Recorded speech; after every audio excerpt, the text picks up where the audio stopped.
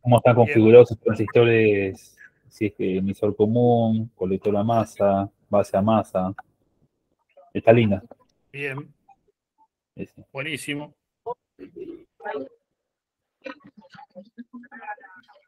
Bueno, ahí comienza a grabar la clase, así después la pueden ver en el Drive. Después, cuando puedan la semana, la puedo subir a YouTube también. Para mí lo que me interesa es que lo vean ustedes, más que nada, y después vemos la demás gente, como quien dice. Bueno, hoy de lo que le voy a hablar, vamos a entrar ahí a Juan Pablo. Bienvenido, Juan Pablo.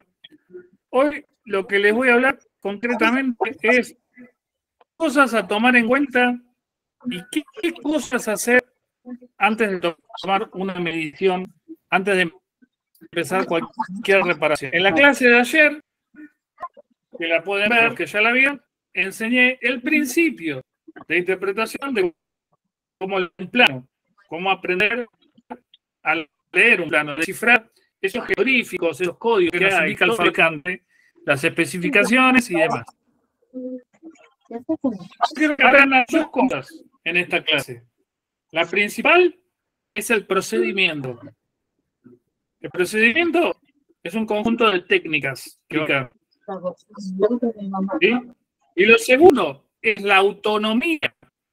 La autonomía es el principio de medición o tomar referencias de medición de un equipo. ¿Sí? Lo primero que tenemos que tomar en cuenta antes de destornillar o tocar un equipo es saber cómo trabaja el equipo. ¿Vieron cuando ustedes agarran un manual o agarran un equipo nuevo, lo compran y tiene una falla? Y lo primero que dice es, asegúrese que esté enchufado. Yo decía, este me está cargando. ¿Sí? ¿A qué voy con esta analogía que les doy? Nunca demos por sentado nada.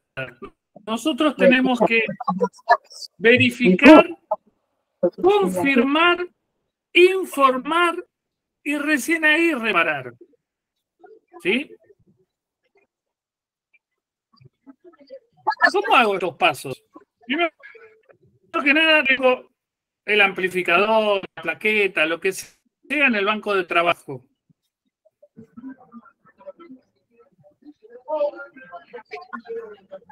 El se va llegando más gente de personas. Bienvenidos a todos, en general. Entonces, lo primero que vamos a hacer es poner el amplificador, potencia, radio, lo que sea en el banco de trabajo. ¿Qué tengo que identificar primero? Vamos a hacer dos casos, con planos y sin planos. A ciegas y guiado. ¿Sí? Vamos a empezar por el más fácil, el guiado, con planos. Supongamos que yo tengo un Technic SG190 como este. ¿Eh? Este es un Technic. O esperen por el fondo porque no me deja. Van a ver la heladera de quilombo que tengo. Porque no me dejan los ejemplos. Esperen un segundo. ¿Eh? Profe, Bien. Ahí vamos a darle la entrada mientras tanto a Pablo. Bienvenido, Pablo. que silenciar los micrófonos porque escucho mucho retorno.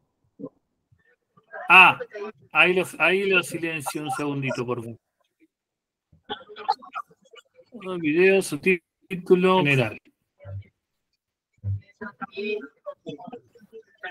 Deben un segundo porque nos estamos familiarizando con todas las actividades. Micrófonos.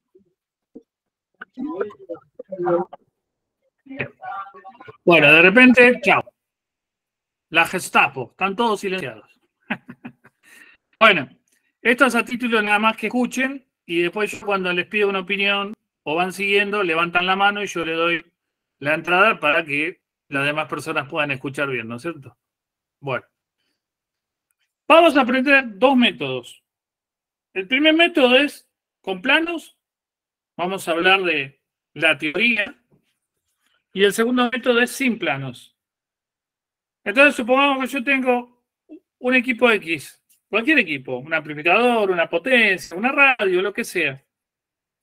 Si es un plano o un equipo, perdón, comercial, hay páginas como Electroncia y muchas otras páginas más, que si ustedes no son socios, yo los puedo asociar y después vemos cómo arreglamos, y donde tienen acceso directo a los planos vintage de muchos equipos y también a planos modernos, ¿sí? De muchos equipos, televisores, LED, computadoras, celulares, lo que ustedes quieran, ¿sí?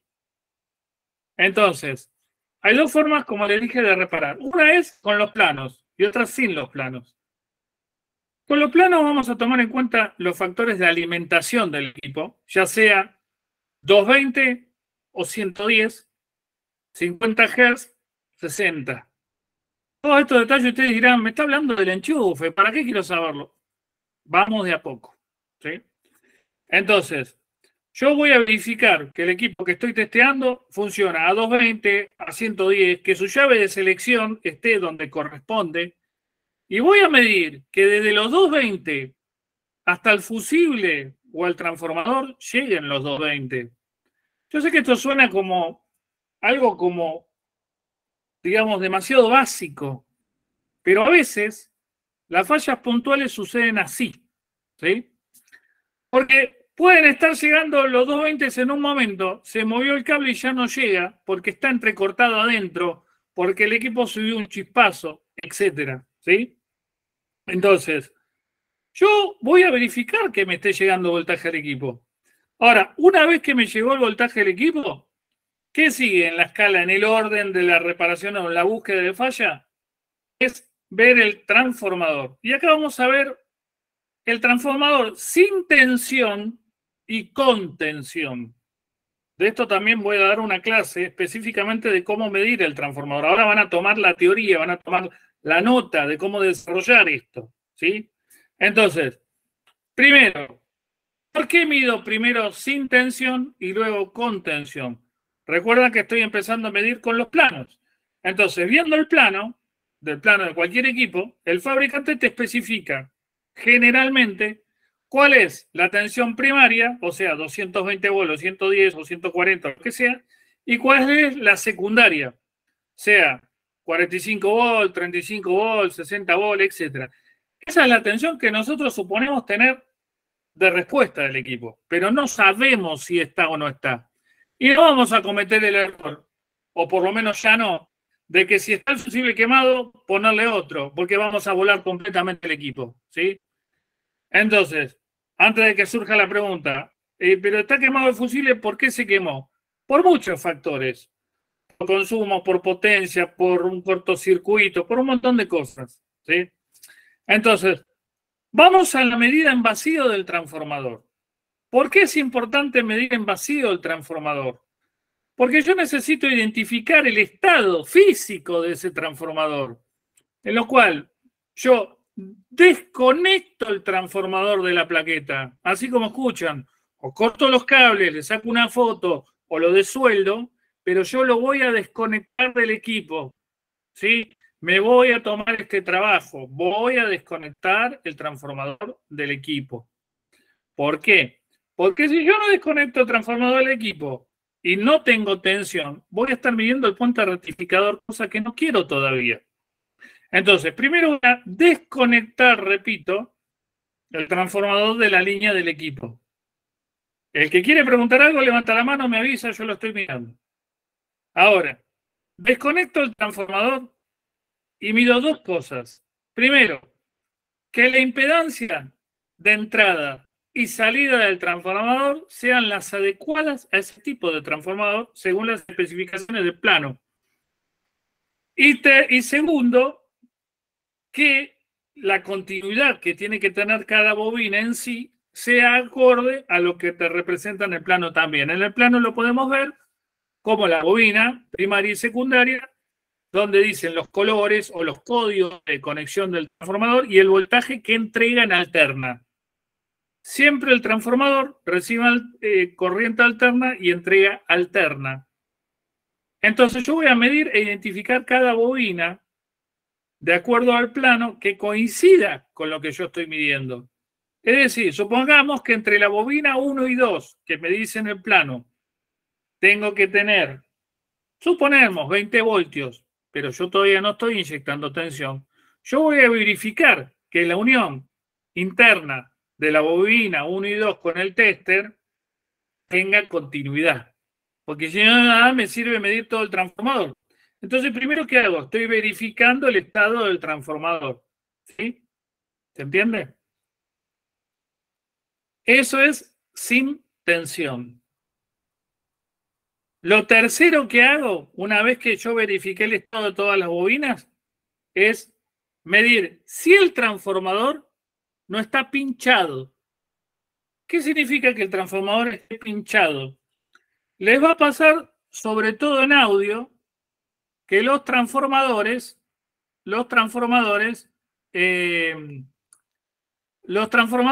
tienen una especie de capa metálica que los rodea. Esta capa metálica que los rodea a los transformadores, esta capa metálica que rodea al transformador, a veces entra en corto. Y también el bobinado del transformador a veces entra en corto. Entonces, bueno, ahí saqué el efecto visual para que vean el desastre que tengo y les muestro de lo que hablaba, ¿no? La plaqueta, ¿sí? Una plaqueta cualquiera, yo la separé ¿de qué? Del transformador. Entonces yo tengo por un lado la plaqueta y por el otro lado el transformador. Volviendo al ejemplo del Sansui, que acá se los voy a mostrar, yo tengo este equipo Sansui, ¿sí? Entonces, acá tengo el transformador, acá adentro tengo el transformador. ¿Yo qué voy a hacer? Voy a desconectarlo de acá y lo voy a desconectar también de acá dentro de la plaqueta y lo voy a separar. Y ahí voy a medir físicamente qué estado está. ¿Cómo mido un transformador pinchado? Trato de raspar la parte metálica, que ahora se los voy a mostrar. Este es un transformador de un Audinac. Entonces, esta es la bobina primaria, donde entran los 220 volts, y esta es la bobina secundaria, ¿sí? Esto es el chasis. Yo siempre voy a medir tanto en primario, recordemos sin voltaje, tanto en primario como en secundario con respecto al chasis en continuidad si hay conducción. Porque puede pasar que el transformador pierda aislación, por lo cual zumba, hasta da patada, y se ponga en corto con respecto al chasis. ¿Sí? Entonces, ¿cómo hago esa medición? Muy sencillo. Agarro el tester, lo pongo en continuidad, una pata del tester a un cable al azar, cualquiera, y el otro al chasis. Y ahí veo, si llego a tener continuidad, este transformador no sirve más. Hay que mandarlo a bobinar. Porque significa que una de las espiras o campos del transformador, sea primario o secundario, está en corto.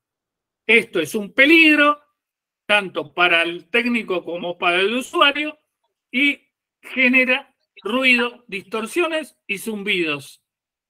¿Sí? Bien. Profe, ¿Alguno tiene alguna duda? Levante la mano, me comenta. Claudio. antes que eso pase, si el transformador estuviera en corto, tanto en el primario o en el secundario, ¿no hubiera quemado el puente rectificador o volado el capacitor? No siempre, no siempre. A ver, recuerdan que yo le dije que la electrónica es una ciencia exacta, pero siempre tiene variables. Entonces hay ciertas perturbaciones, que se llaman estos efectos, que pueden hacer que el equipo siga funcionando, pero alterado. ¿Sí? Lo que se conoce en audio como distorsión y lo que se conoce en electrónica en general como perturbación. ¿Sí? Bien. Bueno, traten de mantener, digamos, el audio y yo los voy guiando, porque a mí no me gusta silenciarlos a todos, porque a mí me gusta que haya un ida y vuelta, ¿no? Entonces yo los voy a habilitar en el micrófono, a no ser que acople mucho en otros, y lo vamos a ir piloteando, ¿sí? Bueno, a ver. A ver, yo quiero saber si hasta ahora de lo que yo estoy diciendo hay alguna duda. No, perfecto. Profe, Sí, Claudio. Pablo. ¿Por qué hay continuidad? O sea, entiendo que sí, ya está, no pongo en duda eso, pero hay una explicación de por qué marca continuidad. Te explico, Claudio. ¿Por qué marcaría continuidad? Bien. Esto es un elemento metálico, ¿se entiende? Esto es metal. Y lo que Sí. tiene adentro es un cobre que si se pela va a hacer contacto con el metal. Si pasa corriente, ¿qué va a dar? Continuidad. Está dando masa, digamos, algo así. Claro, exactamente. Ah, ¿Bien? listo. Tan Me sencillo sacrifico como yo es. por lo demás. Pasa ahí a la cruz. Fue crucificado. Bueno. Profe, Sí. Dice, eso pasaría en la primera vuelta, ¿no? Del bobinado, porque las otras No, estarían. no necesariamente. Puede pasar en el medio, en cualquier punto puede pasar. A ver, el transformador se puede dañar en la primera espira, en la segunda, en el medio, a la vuelta, en cualquier punto se puede dañar. ¿Por qué?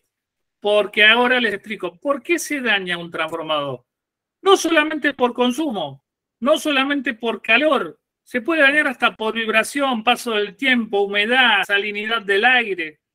Es un elemento que se está descomponiendo como cualquier elemento de la tabla periódica. ¿Sí? Bien.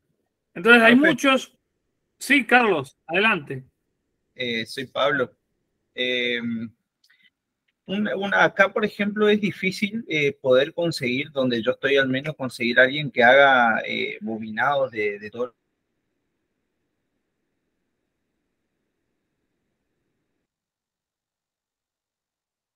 Un segundito. A ver, prueben de hablar ahí, a ver. Ahí. Ahí. Pueden hablar todos ahí porque ahí le saqué el Sí. silencio. Ahí Sí. abrí el micrófono. Juan Pablo, escucha? ¿todo bien? ¿Sí? ¿Se me escucha? Sí. Sí, perfecto. Bien. Perfecto, listo. No, pero no me Gracias. gusta silenciarlo, ¿no? Listo. Decime. Bueno, le comentaba que como es difícil conseguir acá, digamos, alguien que bobine, se le supo mandar una vez un transformador a un muchacho que hace bobinados de motores.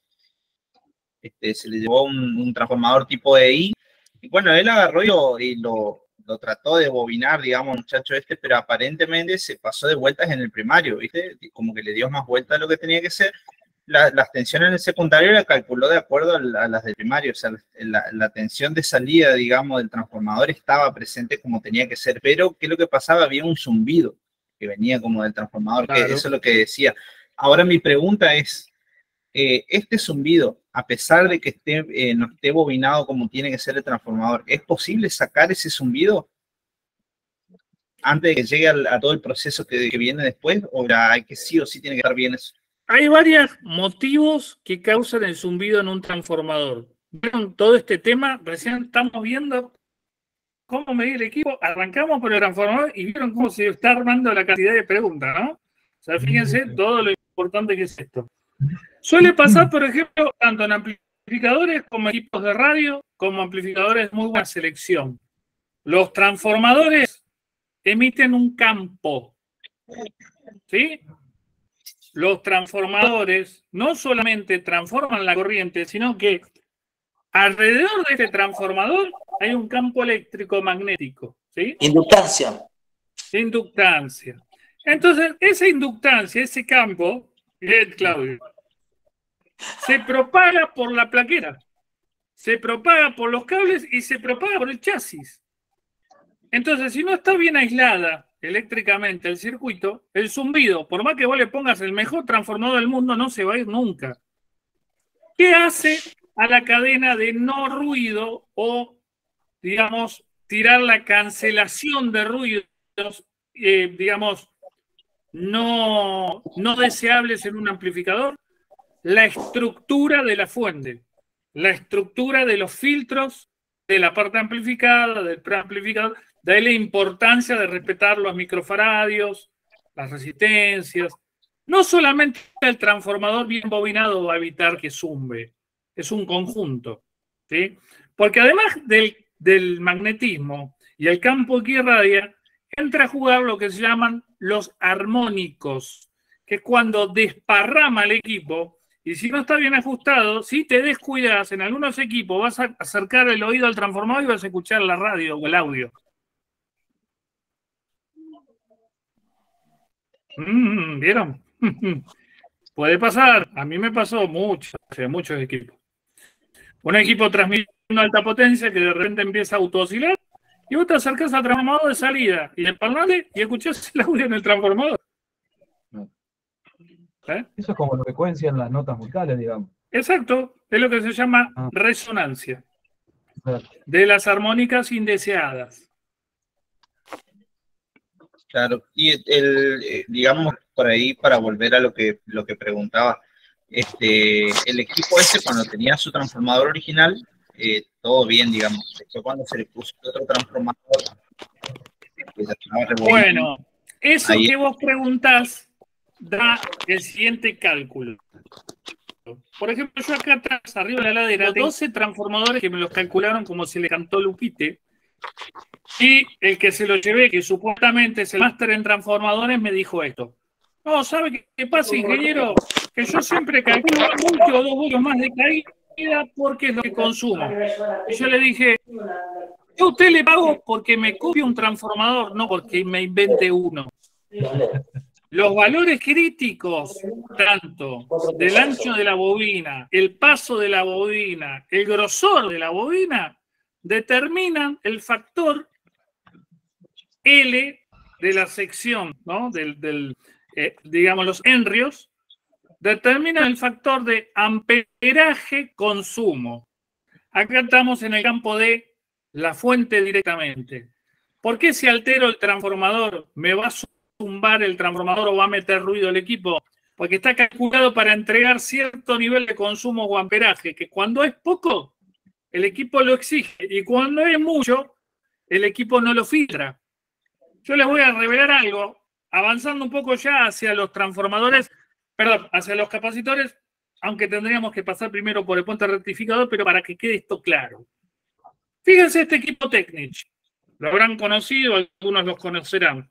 Acá dice 7000 microfaradios, 75 volt, fuente de alta, y la fuente de baja dice, Japón, obviamente, dice 3300 microfaradios, 50 volt. La relación de consumo de sonido óptimo en amplificación es así. Cada 1000 microfaradios recorto 1 amper de ruido. Entonces este equipo que dice 7500 microfaradios y este equipo trabaja con 5 amper, significa que en 7500 tengo casi hasta 5 amper para poder rectificar los picos de tensión. Es decir, que filtra una cantidad de tensión importante. Este ruido lo está superando al transformador, pero está equilibrado. El transformador entrega 5 amper, pero no consume 5 amper el equipo. Y los faradios que tiene son 7500. Si son 1000 microfaradios por cada amper para tener sonido bueno, óptimo, bien filtrado, estoy dentro de los parámetros. Eso hay que tenerlo muy en cuenta. ¿Sí? Eso lo vamos a estudiar bien. Pero es el filtrado de la fuente de alimentación con respecto al amperaje que entrega al transformador al que consume el equipo para poder amplificar. ¿Esto traducido al castellano? Sí, Claudio. ¿Tiene que ver con el filtro del capacitor con la alterna, lo que está hablando? Tiene que ver con las dos cosas, con la frecuencia de respuesta del amplificador y con la alterna que filtra y rectifica el puente rectificador. Las dos cosas. Listo. Con la frecuencia, gracias. no, por favor. Con la frecuencia es porque en 1 amper a 1000 microfaradios, la respuesta de la fuente, que esto lo vamos a ver más adelante con el osciloscopio, tiene unos recortes en la señal. O sea, absorbe los picos de tensión para poder seguir rectificando y entregar una buena tensión a la fuente, al equipo, perdón, desde la fuente. Si yo tuviese menos capacidad, al tener más frecuencia y más tensión, voy a tener más distorsión en la señal de entrada, perdón, de salida, entonces voy a tener mayores picos y no es una continua perfecta. Por eso es importante estos parámetros, ¿sí? Entonces yo a la hora de cambiar un capacitor electrolítico de la fuente, me voy a fijar en dos cosas. La tensión de trabajo, los microfaradios y sobre qué equipo está puesto y qué tensión debe, digamos, qué amperaje debe manejar esa fuente. No puedo poner donde hay 7500 microfaradios, 6000 microfaradios. No. No puedo poner donde hay 75 voltios, 55 voltios. No. Siempre tengo que poner el trabajo que tiene y un poco más de voltaje y la frecuencia de respuesta que nos va a dar los microfaradios por amper de consumo para amplificar bien una señal y que no haya ruido, tiene que estar acorde a estos parámetros. ¿Se entiende hasta ahí? Si no, lo vuelvo a explicar. Bien. Esto casi nadie lo toma en cuenta. Ahora le doy la entrada, Pablo. Cambiale los capas, ya está así, el transformador bobinal lo tiene que tener a 25 voltios. Y después el equipo, ¿qué carajo pasó acá? Pablo.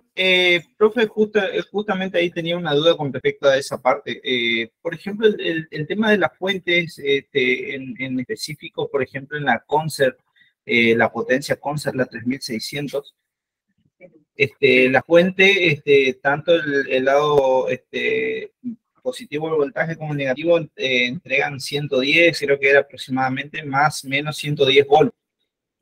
Cuando entrega, claro, en la salida de la fuente. En la salida de la fuente vendría a ser, ¿no? Sí. Que es para alimentar a los canales. Bueno, sí. el tema cuando yo miro, por ejemplo, los capacitores que tiene 4 para un canal, 4 para el otro, son de 10.000 micros por 80 volts cada uno. Claro. Ahora, la duda que me generó es si la fuente me está entregando 110 volts, ¿por qué los capacitores son de 80? Vi que tiene un par de resistencias ahí, eso, pero yo no sé qué función cumple, digamos, o cómo es el asunto ahí para que... No viene por ahí. Te voy a hacer una pregunta. Escúchame, Pablo. Escúchame. Te voy a hacer una pregunta. Que van a que lo sabes. ¿Sí? Y yo voy a preguntar algo, Pablo. ¿Qué pasa si yo conecto dos capacitores en serie con la capacidad y con el voltaje? Se suma la capacitancia. Dos capacitores en serie se suman la capacidad. ¿Estamos seguros de eso? Se suma, se bueno, no me acuerdo. No me acuerdo. Si ese entonces, se trataba, no me acuerdo. Vamos a decirlo. Hay que tomar en cuenta la electrónica básica y hay que grabarlo acá. Porque esa respuesta, si vos leíste transitorización electrónica, la tenés que tener asimilada. Entonces, por ahí no lo entendiste y yo te lo voy a volver a explicar. ¿Sí? Cuando nosotros ponemos dos transformadores en serie, ¿se escucha ahí? Porque se me congeló la pantalla. Sí, se escucha. Sí, bien, bien. Perdón, dos capacitores, en serie. ¿Sí? Estamos poniendo, a ver, una placa, otra placa, una placa, otra placa. La distancia total de la polarización es esta, no esta. Si yo hago así, achico. Si yo hago así, agrando. El dieléctrico es más ancho. ¿Qué pasa si yo tengo un capacitor así y otro en serie así? Yo tomo de donde lo conecto a donde lo conecto, porque en el medio no hay nada, ¿no es cierto? Está el punto medio nomás. Entonces, ¿qué pasa con la capacidad en serie? Es mucho mayor la resistencia, pero la capacidad, ¿qué es? Con respecto a la serie, mucho menor. Porque cuanto en un capacitor separo las placas, aumenta el dieléctrico. ¿Sí? Entonces, yo no tengo mucha capacidad de retener una carga. En cambio, si yo tengo las capas más cercanas, mayor diferencia de potencial. Entonces, los capacitores en serie aumentan su resistencia eléctrica, es decir, que aguantan más voltaje, recordemos, las chapas están más separadas, de punto de polarización al otro, y disminuye su capacidad.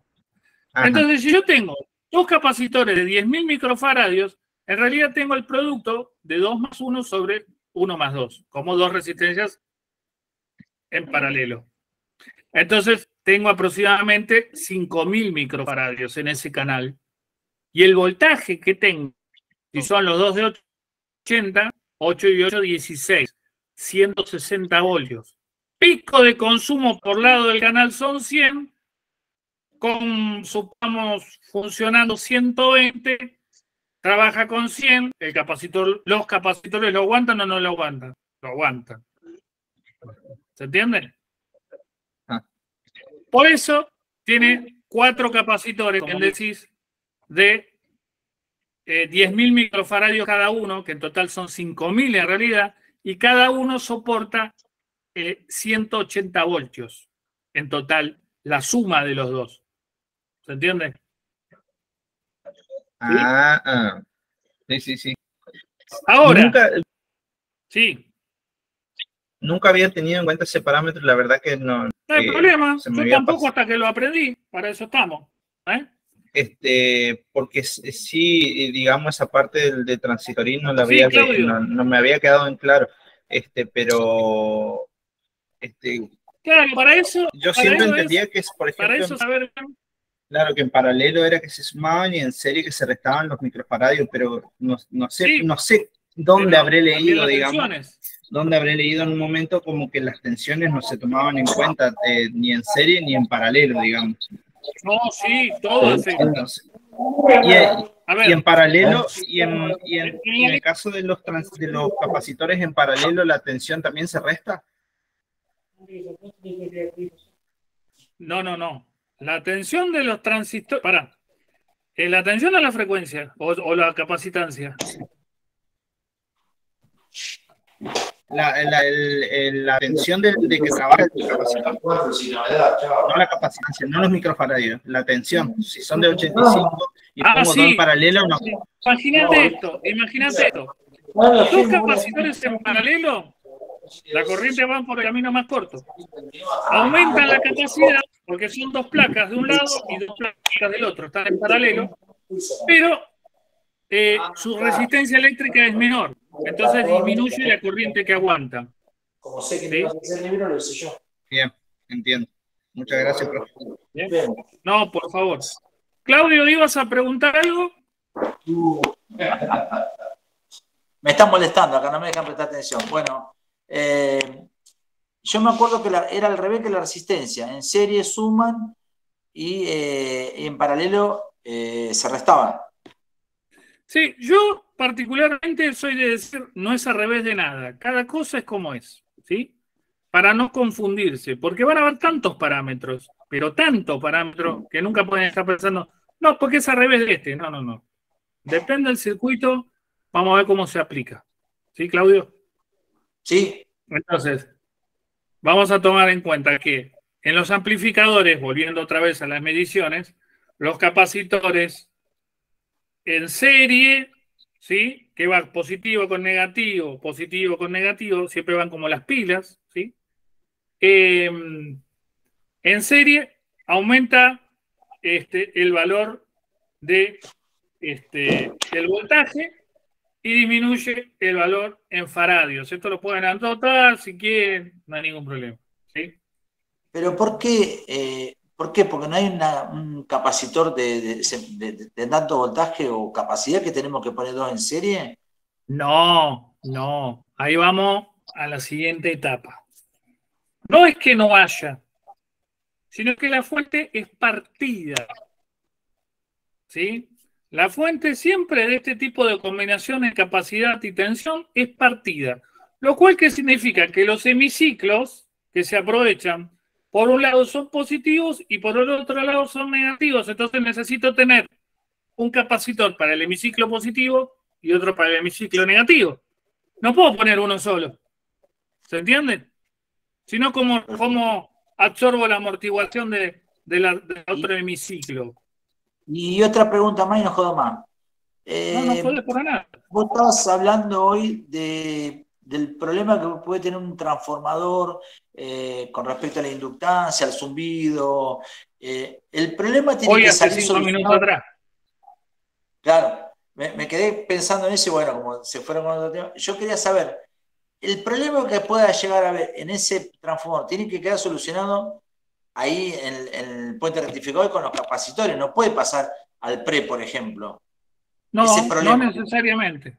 de las fluctuaciones de corriente y todo eso, digo. No necesariamente, porque puede tener una realimentación por un chasis, por eso contacto, vuelve a zumbar igual. Ajá. Pero si es el problema del transformador, ¿cómo lo todo tiene un soluciona? equilibrio. Por un lado es el transformador, por otro lado es el aparato. Pero el aparato puede hacer que el transformador zumbe porque hay un corto. Entonces empieza a embalar y empieza a zumbar. Sí. ¿Eh? Ajá. Perfecto. Nunca es todo perfecto. Siempre todo va dependiendo de algo. Todo es una cadena. Si falla algo, tú alerta. Si falla, acá. Todo tiene que ser un equilibrio. ¿Eh? Es lo más parecido a caminar en la cuerda floja con 4 copas en cada mano, la electrónica. Tiene que estar todo equilibrado o te haces torta. Profe, yo Sí. que no tengo un tester, tengo un tester de esos baratos. ¿Cómo mido los capacitores con mi pobre tester en serie en esa etapa? A ver. ¿Cómo detecto Medir capacitores a título de entender cómo funcionan? También lo vamos a dar en la clase de mediciones ya con instrumental. Según la escala de ohms, es la respuesta en faradios de carga y descarga que vas a tener. Okay. Que yo después la voy a pasar, la voy a explicar. Cómo medir con un capacitor, perdón, con un tester común, capacitores para saber si están bien o no, sin necesidad de ningún capacímetro ni nada. Hasta inclusive calcular la SR. ¿Sí? Bien. ¿Sí? Perfecto. Pero bueno, por ahora esto. Ahora, volviendo otra vez al transformador y demás. Después que nosotros medimos el transformador en vacío, vamos a medirlo activo. Todavía no lo conectamos a la plaqueta.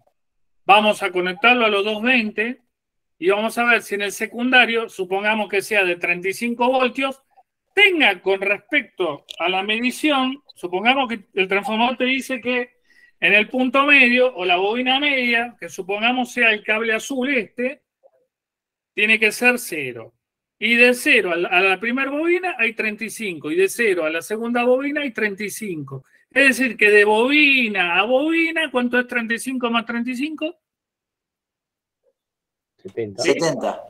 Esa sería la medición total en ohms de la salida del transformador. Perdón, en voltaje. En voltaje. Entonces, tengo que tener de los dos lados la tensión esperada, según el fabricante. Si no la tengo en cualquiera de los extremos del transformador, no sirve más ese transformador. Te va a quemar el equipo. Hay que bobinarlo otra vez. Porque pasa, me ha pasado y pasa.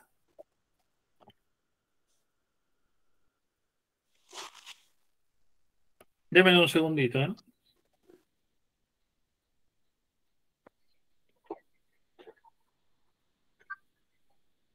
¿Cómo andas, gorda? Estoy en plena clase en el taller. Avísame cualquier cosa antes de venir para acá. Viene la policía, Claudio. Bueno, entonces, es importante saber que el transformador con el cual nuestro equipo va a trabajar, esto es muy importante porque hasta puede llegar a quemarte los transistores, no poder regular los vías, distorsionar el equipo, una cantidad de quilombos terribles porque el equipo no está entregando la atención que tiene que entregar, no solo por los reguladores o el puente, sino porque el propio transformador no está entregando lo que tiene que entregar. ¿Cuándo considero yo que una medida en un transformador o una medición en un transformador es correcta? Cuando yo le inyecto el voltaje de entrada al primario, 220 volts, 110, lo que sea, y por el término de aproximadamente 10 minutos sigue entregando el voltaje. sigue entregando voltaje 10 minutos más o menos, 15 minutos, está constante, están los 35 voltios, 35, de alterna. 35, 35, listo, perfecto.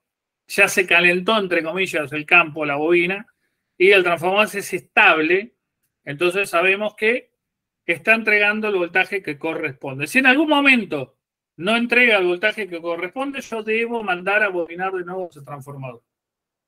¿Tiene alguna duda sobre esto? No, perfecto. ¿Eh?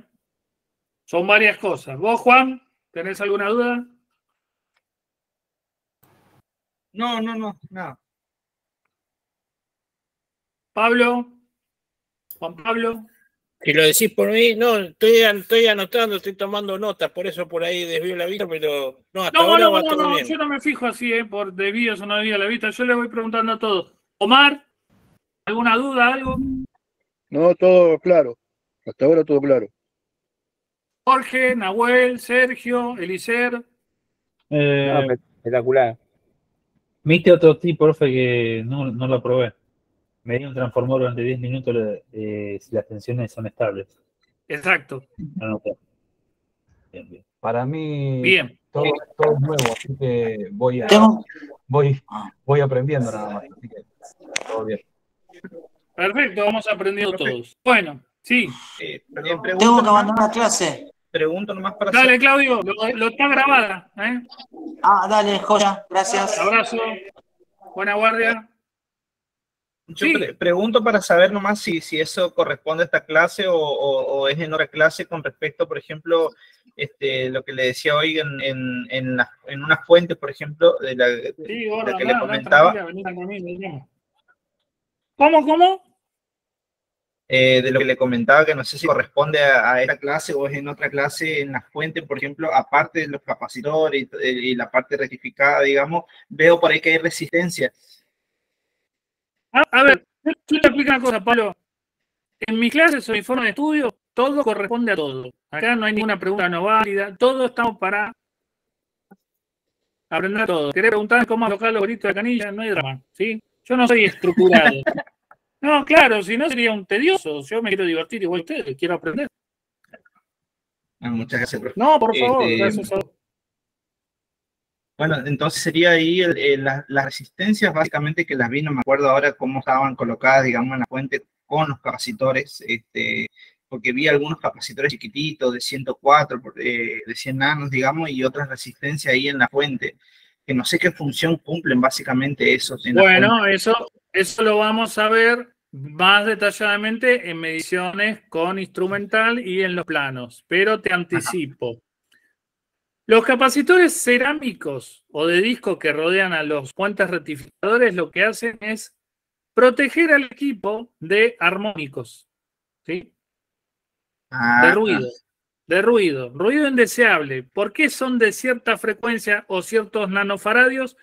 Porque dentro del espectro de la tensión alterna filtran o dejan pasar o no cierta señal y cierta no. Y al mismo tiempo dejan pasar una pequeña porción de alterna que compensan los picos de desviación de la fase. ¿Sí? Bien. Las resistencias lo que hacen en la etapa de potencia o en las fuentes es hacer las caídas divisorias de tensión según la especificación que requiera la fuente. Generalmente son resistencias del orden de los 100 watts o 10 watts, perdón, 100 ohm o 100 ohm o 10 ohm, digo bien, 10 ohm o 100 ohm, que lo que hacen es una pequeña variación en la caída de tensión para administrar la red, digamos, de corrientes o tensiones hacia otra parte de la fuente.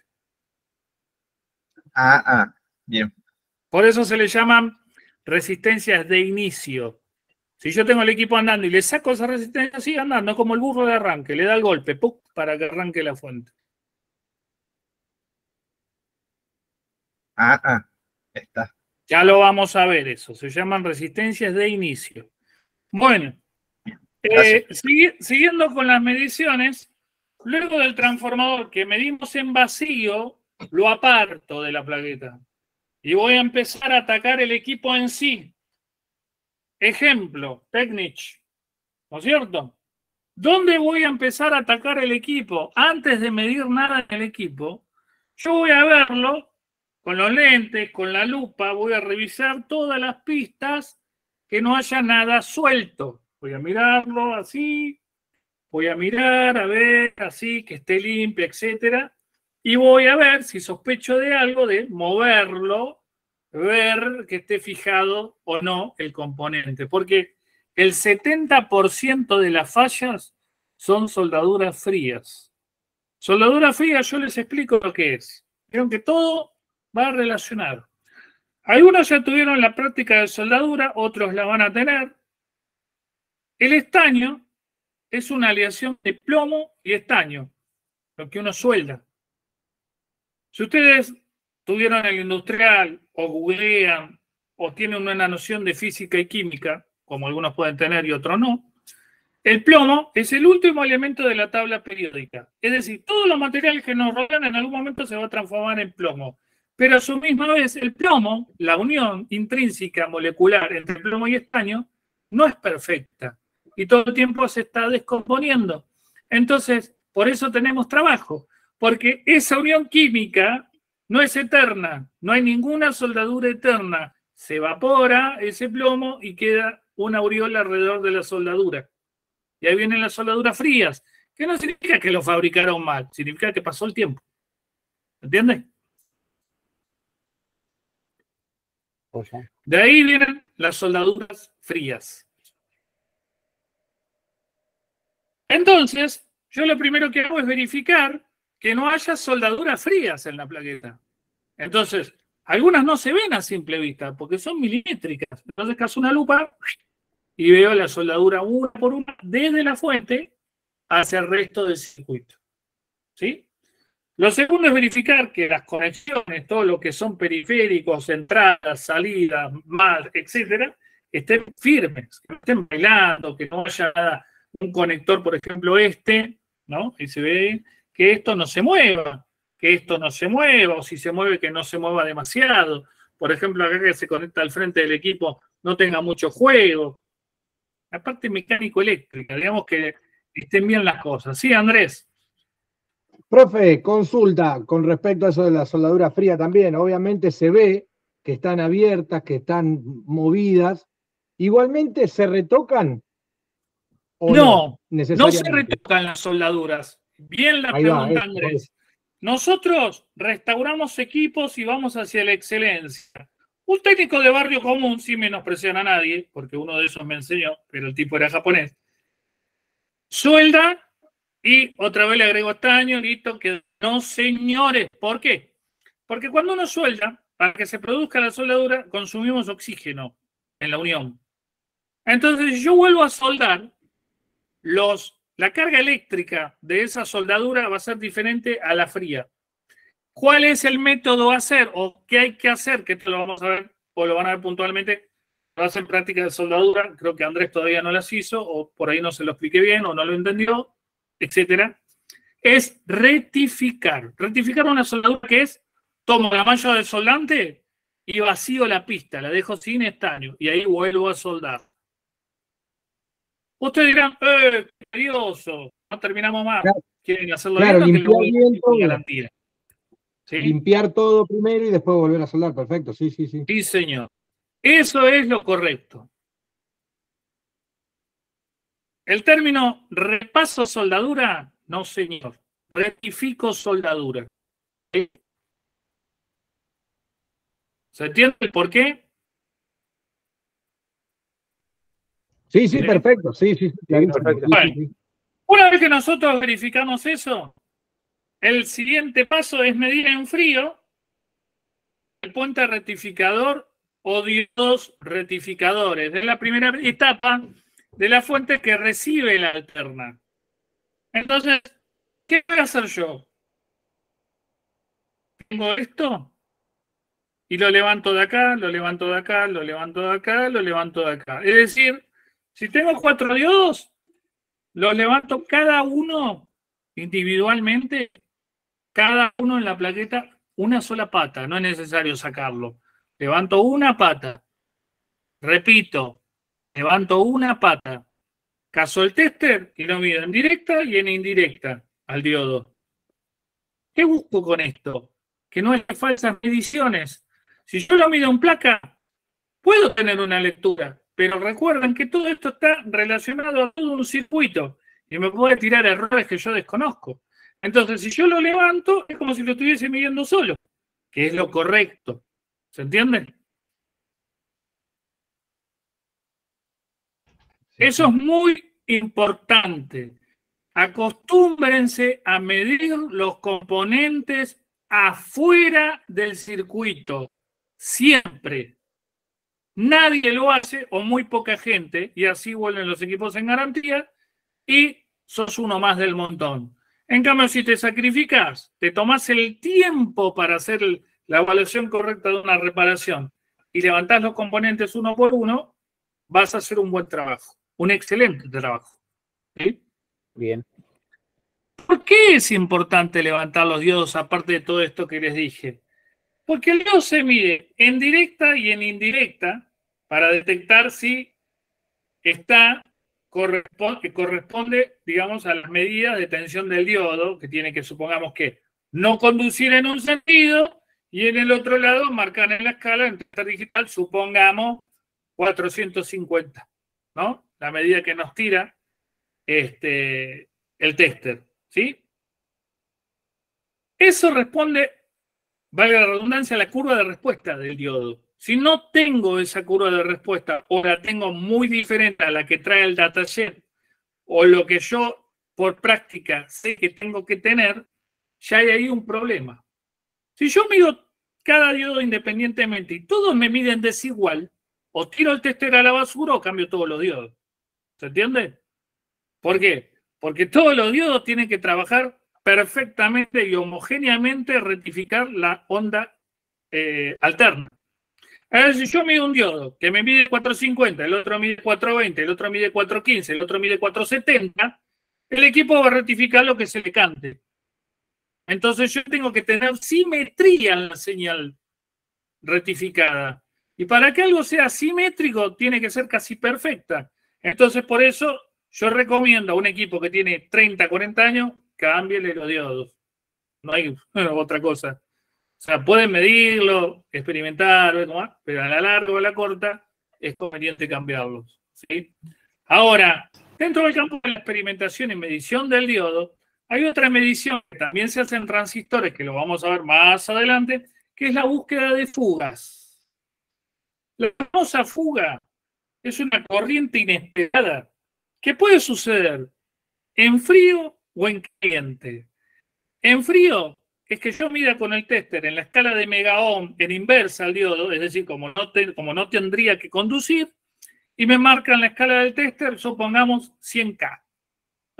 Hay 100K de resistencia invertida que me dejaría pasar una corriente en sentido inverso en el diodo, lo cual que me está provocando una fuga de tensión innecesaria hacia el mal funcionamiento del circuito. ¿Se entiende? Eso es una fuga. Y pero casi un 70% también culpable de las fallas en equipos. En todos los equipos. Amplificadores, televisores, radio, lo que se les ocurra. La fuga.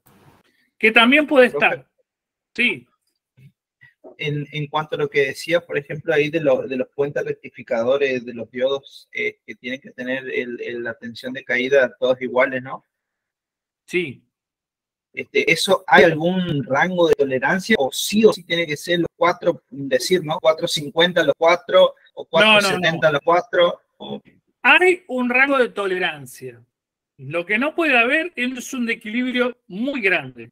Si vos tenés 450 en un diodo y según el datasheet tiene una tolerancia entre 445 y 460, los demás pueden tener hasta 460. Si tienen 480, claro, ¿entiendes?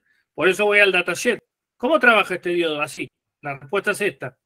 Lo que no condiciona el funcionamiento final porque hay muchos otros parámetros, pero se trata que la señal sea equilibrada, homogéneo todo, ¿sí? No hay perfección.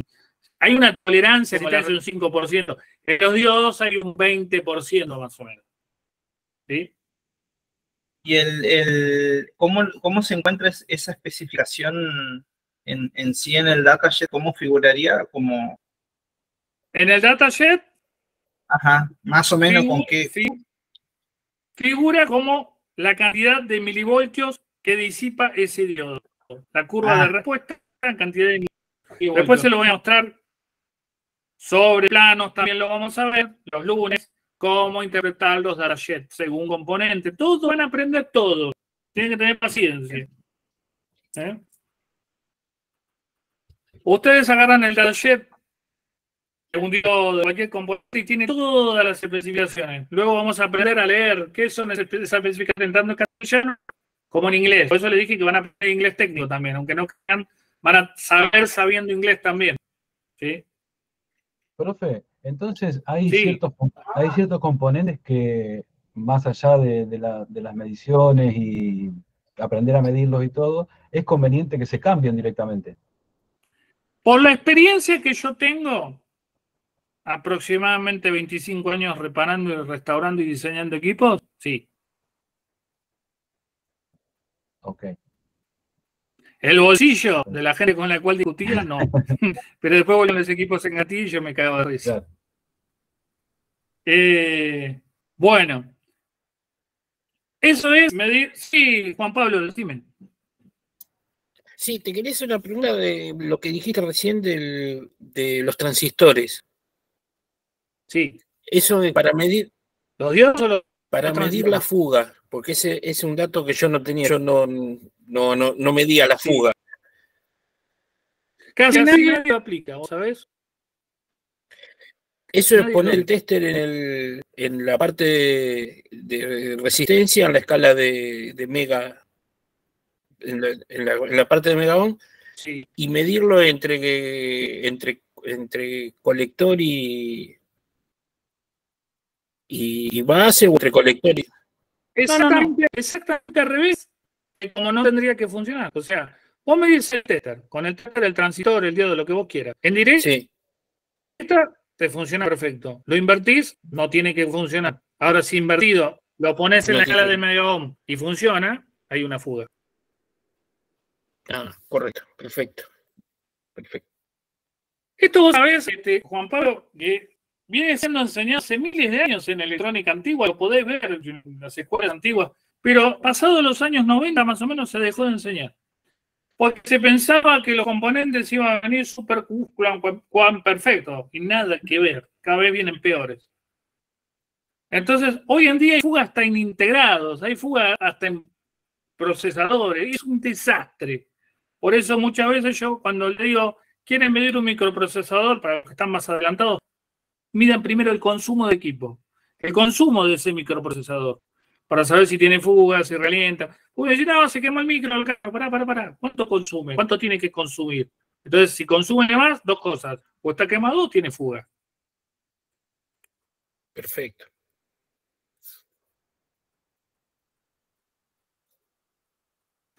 ¿Alguna duda sobre la fuga? No, claro, bárbaro. No, yo por ejemplo, con respecto a las fugas, yo sabía, digamos, de eso, pero nunca me imaginé que, claro, yo siempre lo medía en continuidad nomás, o sea, directo e indirecto, y por ahí cuando tenía fuga me daba una pequeña lectura cuando era en continuidad nomás, pero nunca sabía que le había que poner en escala de megaohm, digamos, porque por ahí puede tener una resistencia de 100K, por ejemplo, como decía, nunca me imaginé ese detalle, digamos. Sí, en realidad se arranca de 5K o 6K más o menos, que se considera que el tester está inyectando bastante corriente, hasta 1 megaohm, donde el tester ya está integrando casi los 9 voltios. Claro, pero sí, Carlos. En resumidas... Ajá. Carlos. ¿Levantaste la mano, Carlos?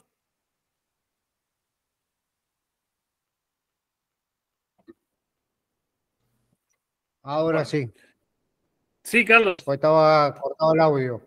No sé, con respecto a la fuga, que yo lo busco con la fuente, Voy con el tester USB en los teléfonos. Mido la fuga en la carga, sin la batería, y después la fuga en placa. El más difícil de encontrar siempre son por debajo de los 10 miliamperes, que son fugas que pueden ser PAD, puede ser un integrado, puede ser un capacitor. Es el más jodido. Las fugas chiquitas son las más jodidas. Exacto. ¿Por qué? Porque las fugas chiquitas no obedecen al consumo excesivo, sino al funcionamiento anormal. Entonces es ahí cuando tenemos que verificar que todo lo que rodea al componente esté bien, porque se dice, por ley de Kelvin, que las mallas que rodean al componente en general hacen a la polarización directa, es decir, todo lo que rodea al componente va a hacer que la corriente, las corrientes y las tensiones reaccionen a lo que se espera. Si hay un problema en alguna malla de polarización, va a tener otro consumo. Va a ser mínimo, pero va a ser muy diferente al que especifica el fabricante. Bien. Entonces, luego de ver el tema de las fugas, los capacitores y demás, y sé que el resto, digamos, de esa parte del circuito está bien, busco en continuidad, repito, busco en continuidad desde la entrada del circuito. Todavía acá no tenemos tensiones. Las pistas que coincidan hacia donde tienen que empezar a emigrar la tensión, ¿sí? Donde empieza a entregar a las diferentes partes del circuito. Yo verifiqué que esas pistas están bien, que normalmente también actúan de fusible. Ahí ya me puedo, entre comillas, arriesgar, conectar la lámpara serie, soldar de nuevo el transformador a la placa, soldar los diodos, aguárdame un segundo, y inyectarle tensión. Un segundito, ¿no?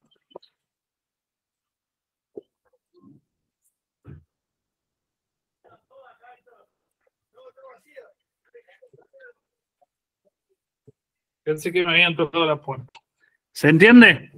Entonces ahí conecto la lámpara serie, conecto el transformador y ya mido a ver qué tensión me está llegando al punto rectificador a partir del transformador. Pero una cosa es medir tensión directa de consumo y otro es pico de tensión. Entonces, ¿qué diferencia hay?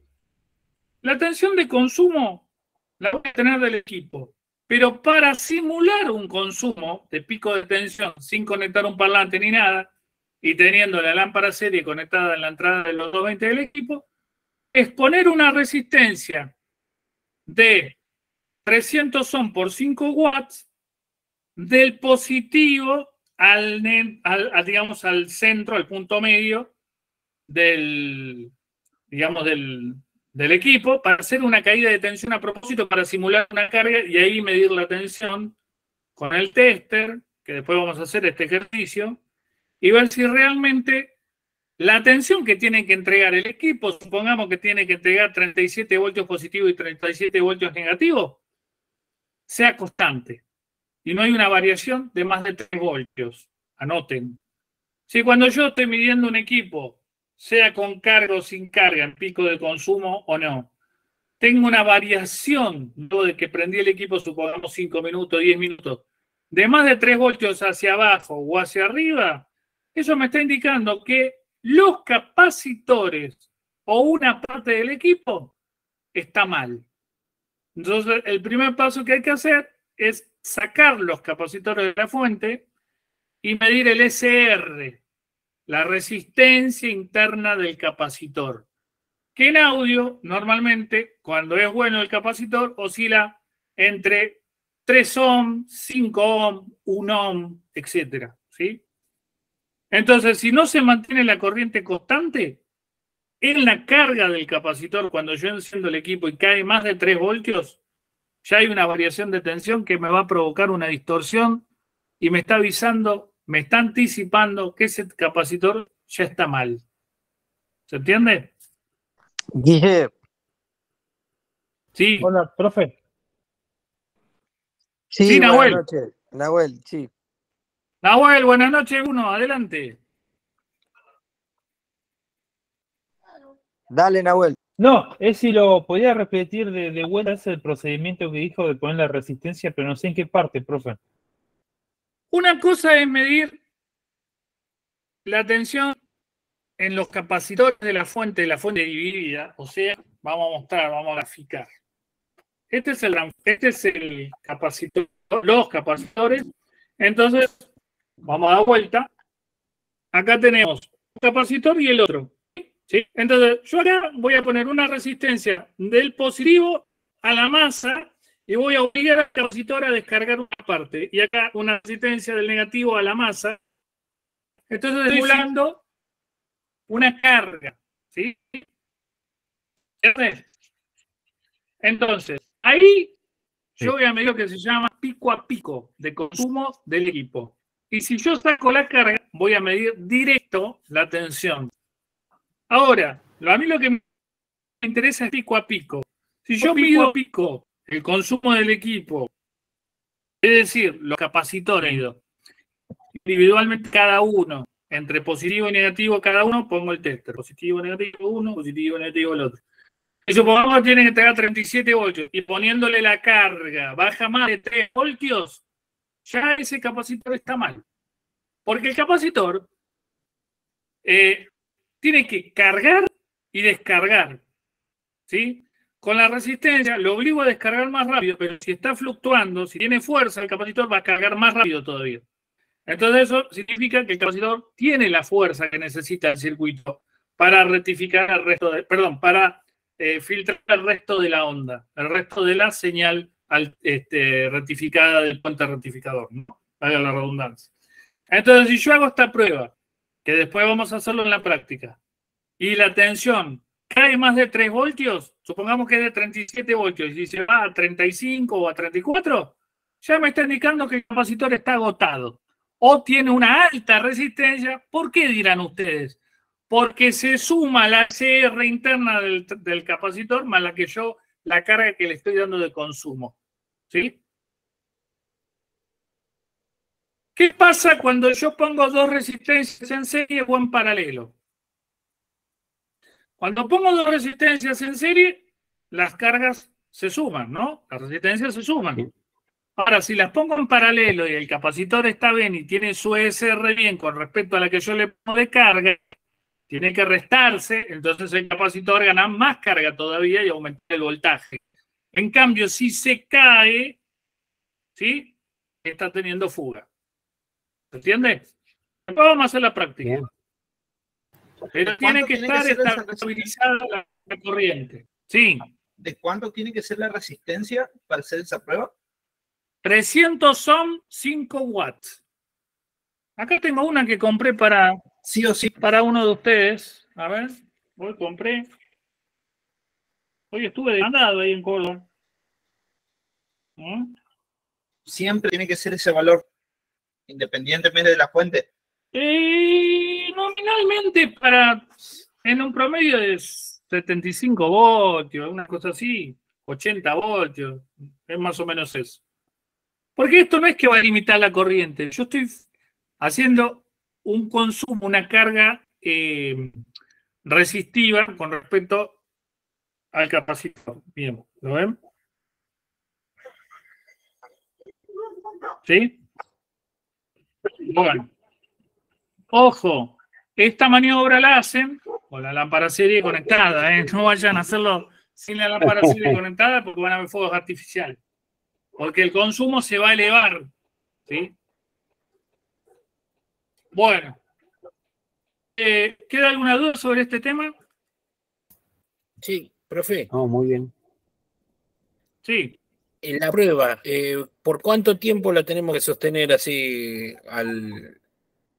No, más o menos unos contenciones? 3-4 minutos y ver que 5 minutos y ver que la tensión esté estabilizada. Si empieza a caer de golpe o cae o oscila, ya hay un daño. En el capacitor, en el puente rectificador, más adelante. Lo ideal es que esos 3 voltios se mantengan constantes, que no se caiga más de 3 voltios. Si se cae más de 3 voltios, o 3 voltios y medio, chao. Ya ese capacitor no sirve más. Perfecto, perfecto, gracias. No, por favor. Abuelo. Consulta, profe, ¿sabes que siempre me quedó la duda? ¿Cómo mido un diodo rectificador en tensión en la placa? ¿Cómo mido el voltaje de un diodo rectificador en la placa, en la parte primaria? Con voltaje. A ver, hay dos formas. Levantar los capacitores y medir directamente puente rectificador en el positivo y negativo y vas a tener la señal completa en amortiguar, o lo medís directamente en los capacitores, que es la señal que sale del puente rectificador. Ah, pero no puedo, o sea, es incorrecto, ¿no? Si yo mido con el tester un diodo con tensión en placa. No, no es incorrecto. Vas a tener la lectura que estás midiendo también. A ver, el circuito está conectado. Vas a estar midiendo lo mismo que estás midiendo en los capacitores. Ah, está bien. Vos imaginate, tenés el puente rectificador acá y el capacitor acá. Imagínate, estás midiendo todo al mismo tiempo. Sí, Pablo. Por ahí, con respecto a eso, creo, no sé si por ahí yo lo entendía mal lo que quería decir él.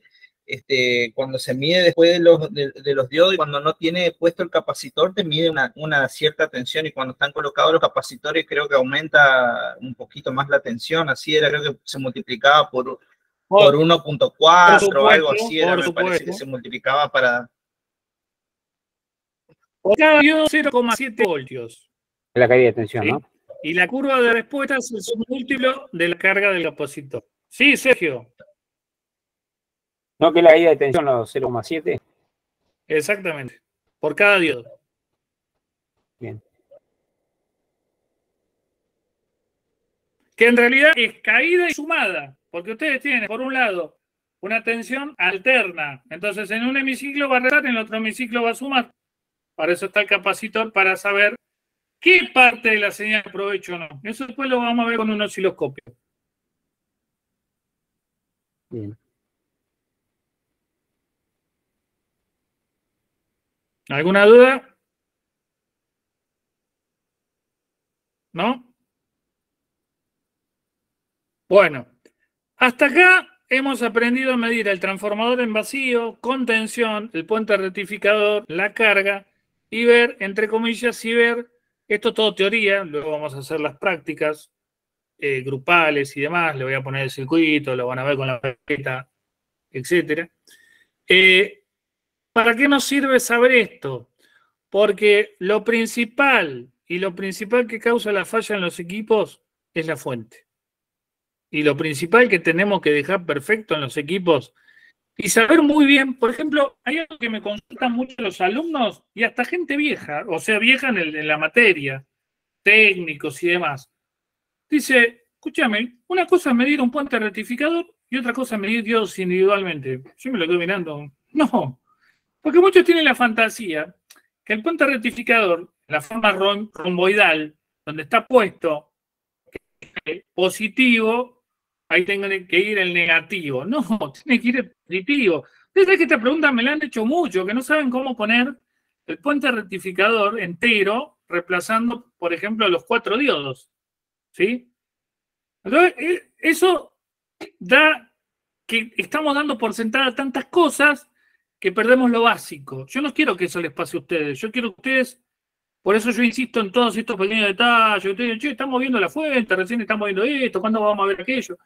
Yo les aseguro que si ustedes siguen este método, van a saber a la perfección cómo encontrar la falla en un equipo y no van a tener dudas. No van a cambiar piezas. Sí, si cambio este diodo a ver si no zumbo. Sí, si le cambio esta resistencia total ahí sale andando. No.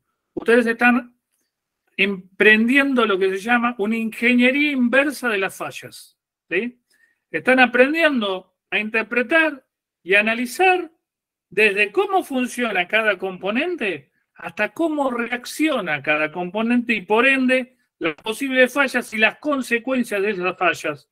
En un punto de esta observación van a ver una plaqueta cuando estén reparando y cuando estemos ahí a full, van a encontrar un transitor con fuga en cierta etapa o explotado o lo que sea, según como lo encuentren van a decir, el área de polarización es esta, la resistencia afectada es esta y el diodo que causó el problema es este. y no van a haber tocado el tester nunca. Ustedes ahí se van a recibir de técnicos electrónicos. ¿Por qué? Porque ustedes ahí van a aprender a identificar las etapas, las fallas, las causas y las consecuencias. Y el tester lo van a tocar como hago yo, humildemente, 2 veces. ¿Sí? Van a reparar ya casi con la vista. Van a ver un equipo, ¿qué es esto? No van a estar navegando. Uy, ¿qué será? Uy, la tensión. No, ustedes van a usar el tester para verificar el osciloscopio, para calibrar y todos los demás circuitos de adorno así en su taller con el cual ya van a haber experimentado. Y van a adquirir la excelencia. Es lo que yo quiero que ustedes logren. Que todo esto se logra con este sacrificio de tomar en cuenta cada cosa y no obviar nada y nunca olvidemos de dónde venimos. Entonces, nunca olvidar ese equipo enchufado, ese transformador, si está normalmente en 110 o en 220, si tengo la carga en el transformador, si el capacitor está respondiendo, si el punto rectificador está bien. Y a partir de ahí, que está estabilizado, avanzamos con la reparación. ¿Se entiende? Entonces, de esa forma, cuando ustedes tengan muy en claro esto, y ya sea para ustedes algo como digamos, incorporado, no aprendido y nada más, sino incorporado y desarrollo en su método de trabajo, ustedes se van a ir transformando en profesionales. Sí, Fabián, buenas noches, ¿cómo te va? Estás llegando para los ponchazos, pero buenas noches igual. Está grabada la clase. Como profe, muy bien. lleno ya, profe. Buenas noches. Por favor. Lo que sigue de esto después es cuando yo conecto, y vamos a hacer la prueba el martes que viene, vamos a hacer todo esto de medir el transformador en continuidad, medir la corriente, medir la bobina, medir el consumo, medir las señales. Pero yo primero quiero tener, como siempre hago, un ida y vuelta teórico para explicarles y después ya mostrarles con la práctica. ¿Se entiende? Entonces, hasta acá hemos visto lo básico del principio de reparación de un equipo. El martes que viene vamos a ver esto en práctica. Voy a poner una cámara, van a ver el transformador cómo mido en fuga, van a ver cómo me quedo pegado, van a ver cómo se miden las tensiones, cómo se mide el puente rectificador, cómo se miden las plaquetas, cómo verifico, ¿no? Cualquier equipo al azar, si están bien las conexiones, qué es una soldadura fría, todo el paso a paso desarrollado. ¿Sí? Perfecto. Nunca piensen que uno explica cierta cosa y se guarda otra. Yo jamás me voy a guardar nada. Pero tampoco me voy a saltear nada. Y siempre voy a retomar un tema y sobre lo que le estoy explicando, si es necesario mostrarle 2 manzanas para explicarle, se lo voy a volver a explicar. Porque mi objetivo es que ustedes sean profesionales en lo que hacen. No estén googleando, viendo mi canal o viendo cualquier otro canal para encontrar una falla. No, ustedes digan, yo aprendí esto. A ver, me llegó el equipo, pum, tensión, tal, fuente, estado físico, tal, listo, salió, presupuesto, pum, entra otro y ganan plata. O el que no gana plata se divierte o, va teniendo sus victorias personales, ¿no es cierto? Pero va haciendo algo que a uno le gusta con calidad. Perfecto. ¿Sí? Correcto. Ese es mi objetivo. Si yo logro ese objetivo, tanto con la gente que ya ha sido en electrónica, que está presente acá y no me deja mentir, como los alumnos nuevos, me doy como por, entre comillas, satisfecho de que lo que yo les estoy enseñando les está sirviendo, ¿sí? Les está redituando el conocimiento y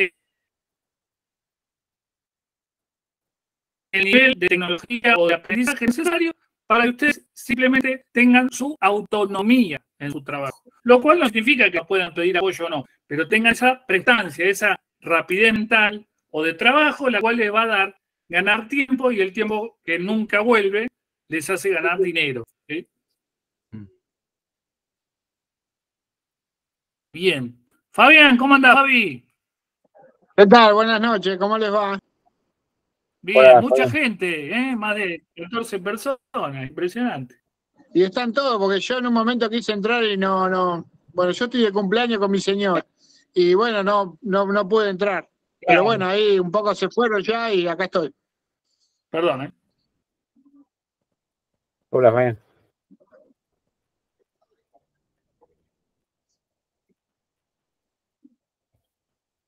Bueno, te tomaste un remis, ¿no? Bueno, ¿qué les iba a decir? La próxima clase, bueno, vamos a hablar y vamos a aplicar todo lo aprendido en la práctica. ¿Sí? Y con respecto a la clase anterior del lunes, el próximo lunes, vamos a ver, seguir leyendo los planos, aprendiendo a interpretar los planos y verlos en la plaqueta y vamos a comparar. Che, esto está bien dónde va, porque recuerdan que yo les dije, porque el límite va a ser el lunes que viene, porque ya tengo que entregar el equipo, que yo les dije que estamos viendo un Sansui A40, bueno, como yo le dije, acá tengo un Sansui A40. Entonces vamos a ver todo el circuito, ¿sí? Y cómo está representado según el plano todo este equipo. ¿Sí? Eso va a ser ya la próxima clase con el seguimiento según el fabricante de la serigrafía, cómo están conectados, qué tipo de resistencia de serie, qué tipo de resistencia inífuga, por qué está conectado esto acá, por qué la selectora va acá, por qué el cable tiene este grosor. Todo eso vamos a ver repasando la clase que vimos ayer, el próximo lunes. ¿Sí? Mañana, todavía estoy pensando, vamos a ver si no empezamos a ver un poco de fuente switching para los más avanzados y de los más nuevos, si quieren interesarse, también no hay problema. Como le dije, yo no soy riguroso. Si ustedes le dan la cabeza, en el buen sentido, y no se hacen matete, perfecto. Y el jueves, para Fabián y para los que le guste, Bruno y demás, empezamos a ver valvulares, equipos valvulares. ¿Sí? Y así vamos a ir haciendo un compendio general de todo el conocimiento en el cual vamos a desarrollar a lo largo de las semanas diferentes clases, las cuales por ahí algunas vamos a repetir a pedido o vamos a grabar, y luego vamos a avanzar en lo que se llama complejidad de la electrónica.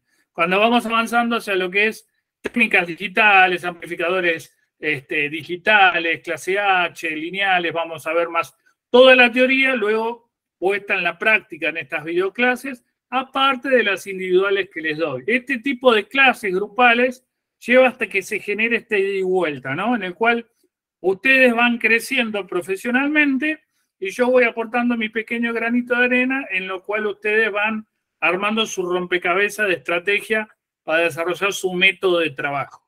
¿Sí?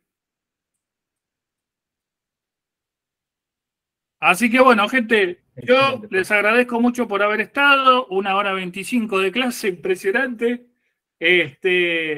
Ya les digo, mañana seguramente vemos fuente switch, en principio de funcionamiento teórico, explicación, ya para el otro miércoles ver lo que es la, digamos, práctica sobre la fuente switching y demás. Bruno, adelante. Sí, buenas noches. Guille, te quería consultar si la clase mañana la vas a subir al Drive. Sí, señor, igual que esta. Ah, listo, porque me perdí los primeros 20 minutos, creo.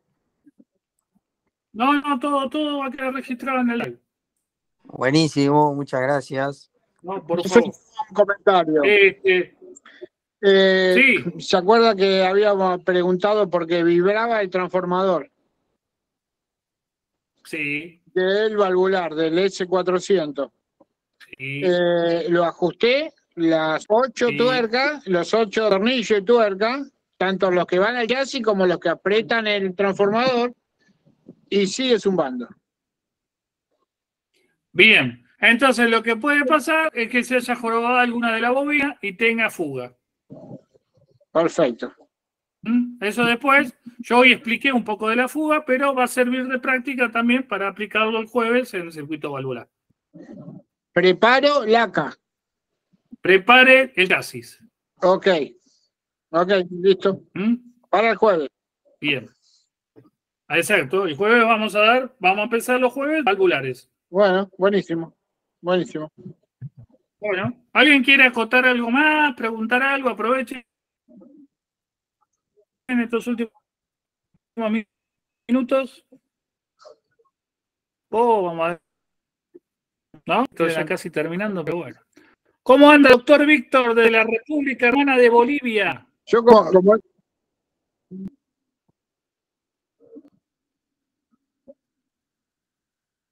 siempre, ¿Cómo anda, Víctor, desde Bolivia?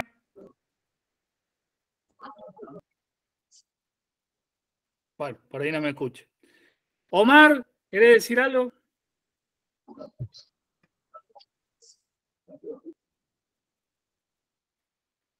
Está silenciado.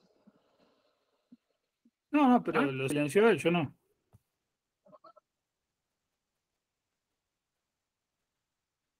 Ahora sí. Ahí está. Todo muy lindo, todo muy interesante. Y está bueno eso, que hagamos clases más seguidas de distintos temas. Claro. Así que mañana, si Dios quiere, y el jueves nos vamos a ver. Perfecto. Siempre ustedes van a ver que yo estoy desarrollando en inteligencia artificial con la programación para que sepan, ¿no? En la programación lo llaman Python. Estoy desarrollando un lenguaje de autoprogramación no estructurado. Entonces, cuando se lo presento a una empresa en Canadá con la cual estoy trabajando, que programo para ellos, me quedaron como viendo, vos estás loco, sos extraterrestre, ¿qué nos estás proponiendo? Y yo le digo, mire, yo voy a desarrollar un lenguaje sobre el Python que va a hacer que el lenguaje de programación nunca más sea estructurado. Y me dice, soy lo desafío, mandanos un proyecto. No te mando nada, le digo. Vos decime qué querés hacer y yo te mando un lenguaje ya depurado, es decir, no ya programado. Es lo mismo que yo aplico en la vida. La enseñanza mía es no estructurada, porque cuando yo aprendí electrónica, que fui al industrial, después fui a la universidad flotante, porque rendí en alta mar, y empecé a trabajar y demás, aprendí de todo, desde cómo limpiar el inodoro hasta cómo programar un PC. Así como se lo digo. Entonces yo quiero que también ustedes sepan, como hoy preguntó Pablo u otro alumno más tarde, que nunca me va a molestar ninguna pregunta que no esté dentro de esa clase. Siempre todo el conocimiento no ocupa espacio. Y si hay algo que hay que aprender en las comunicaciones, en la gente, en las relaciones y demás, es la tolerancia. Siempre tenemos que tener tolerancia, porque atrás de la tolerancia, Einstein dijo, creo, atrás de una ignorancia hay un sabio, hay una pregunta sabia. Atrás de alguien que ignora, hay un sabio, hay una pregunta sabia atrás de alguien que ignora. Piénsenlo. Entonces, de mi forma de ser o de mi forma estructurada que no la tengo, no se preocupen, porque siempre voy a estar así. Atento a los penales, y si quieren saber algo dentro de otro tema que relaciona a otro, no va a haber ningún problema, lo vamos a seguir expresando. ¿Sí? Perfecto. Ok, pero lo hemos vivido eso. Sí. Raúl, decime. Sí. ¿Qué tal? ¿Qué tal, grupo? Hola, Raúl. No, yo tenía una duda con el tema de la frecuencia, ¿no? Del volumen del sonido que uno escucha.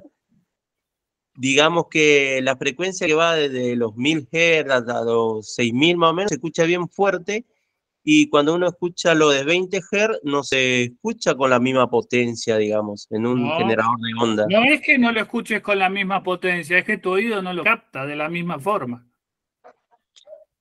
Ah, ahí ya. Por eso los potenciómetros son logarítmicos, porque tu cerebro hace el resto. Si tu cerebro andaría mal, como la gente, por ejemplo, a veces puede ser alguien esquizofrénico que tenga cruzados los cables, o alguien que sufre una como yo, no sé. Cuando vos, digamos, hablas, tu cuerda vocal, cuando vos hablas, hace esto. Si vos, digamos, no escuchás bien o, digamos, pudieses escuchar todo el espectro audible, yo te digo hola, y mi voz es constante y firme, ¿no? Hola, hola, hola. ¿Vos me escuchás? Bueno, tu oído escucha así. Hola. ¿Sí? ¿Por qué? Por el pasaje de aire es un logaritmo. La señal es ondulatoria. Entonces, tu cerebro compensa el resto gracias a la frecuencia en la cual se transmite el mensaje. La portadora de señal, que es la información, en este caso el lenguaje en el cual hablamos, viaja por las ondas sonoras y tu oído reacciona, martilla al tímpano a cierta frecuencia de un espectro a otro. Hay otro que ya no lo capta igual o no golpea de la misma forma, por lo cual tu cerebro no lo procesa. La potencia siempre es la misma, pero vos lo cuidás distinto. Si no, tu cabeza funcionaría mal. En síntesis, te anda bien la cabeza. Bueno, con razón le ponemos al ecualizador en forma de sonrisa para compensar el agudo y el grave. Si vos querés que ecualice bien un ecualizador, lo pones en forma senoidal, así, y ya tenés compensado cómo escucha tu oído. Después lo vas acomodando según tu reacción del oído. Una cosa, ¿cómo escucha el oído? ¿Cómo capta y cómo lo procesa vos? Que es muy distinto. Por eso es un desarrollo que estamos en tratativas, que son parlantes personalizados, en la cual el cliente va a una fonoaudióloga, se sienta, vemos cómo escucha la paramétrica de reacción del oído y en base a eso le hacemos los baffles. Es como diseñar un Ferrari para los oídos. Exacto. Sí, pero ustedes están realmente locos, Totalmente, por suerte. Así que se me no, bien a mí. Imagínate, Claro, si me doy cuenta si yo tengo la suerte, digamos, de siempre estar en contacto con gente que está todo el tiempo experimentando, desarrollando, ofreciéndome cosas, viendo qué hago, qué no. Mi cabeza está todo el tiempo. Y bueno. Pues tenemos la suerte, tenemos como... Así que se va. Eso es lo que decía hoy de... No sé nada. Eso que decía hoy que lo hacía con Python, ¿tiene que ver algo con la programación de Arduino y todo eso o no? En este caso estoy programando para...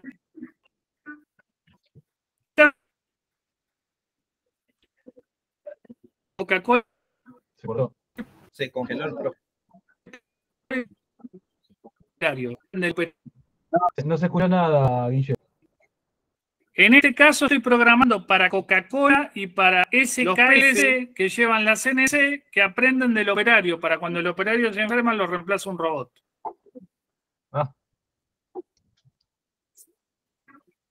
Pero el operario puede operar desde su casa, no se queda sin trabajo.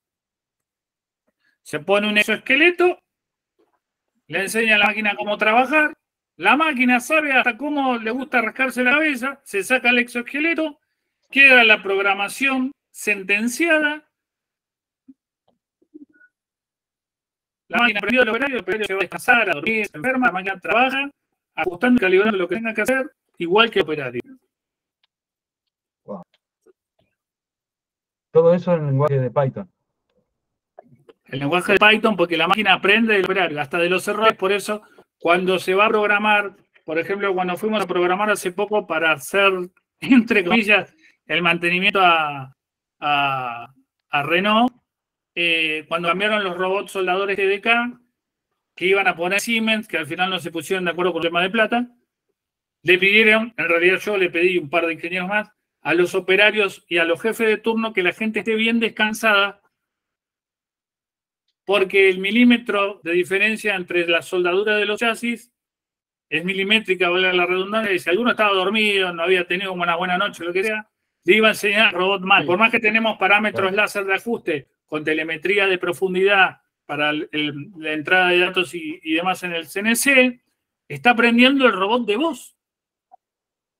Si vos le enseñas mal, el robot aprende mal. Y queda nada. ¿Sí? Entonces, nada. Eso. Wow. Entonces, esto es el lenguaje de Python, de programación no estructurada, en la que estoy diseñando, hace que las variables se transformen en experiencias para la máquina, no algoritmos. La inteligencia artificial está basada en algoritmos prácticos y variables. Yo lo que hago es que la máquina tome esos algoritmos como una experiencia y decida o no, según la complejidad del trabajo, según la complejidad del trabajo, la prioridad de orden de pedidos y demás, si toma la rutina de un trabajador o del otro, si le hace caso a esa rutina o la mejora. Entonces la máquina realmente está aprendiendo.